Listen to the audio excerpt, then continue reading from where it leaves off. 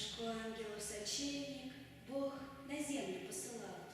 Как пойдешь ты через ельник, он с улыбкою сказал, елку срубишь, и малютки, самый добрый на земле, самый ласковый и чуткой, дай, как память обо мне.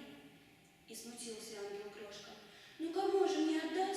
Как узнать, на ком из деток будет Божья благодать? Сам увидишь, Бог ответил, и небесный гость пошел. Месяц встал уж, путь был светел, и в огромный город вел. Всюду праздничные речи, всюду счастье деток ждет. Вскинув елочку на плечи, ангел с радостью идет. Загляните в окна сами, там большое торжество. Елки светятся огнями, как бывает Рождество. И из дома в дом поспешно ангел стал переходить, чтоб узнать, кому он должен елку Божию подарить.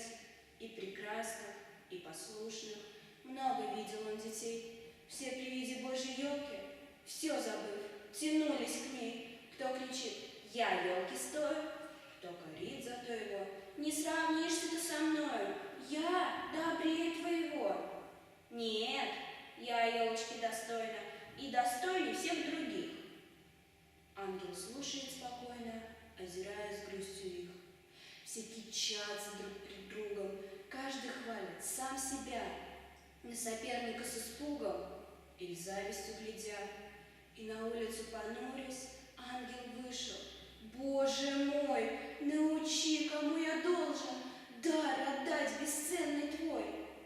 И на улице встречает ангел крошку. Он стоит, елку Божию озирает, и восторгом взор горит. «Елка, елочка!» — захлопал он в ладоши.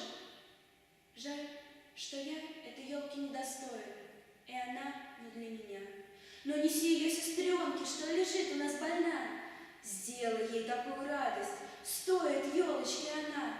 Пусть не плачется напрасно, мальчик ангелу шепнул.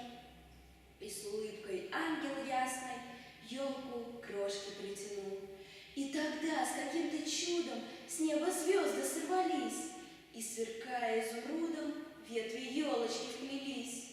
Елка искрится и блещет, ей небесный символ дан, и восторженно трепещет изумленный мальчуган.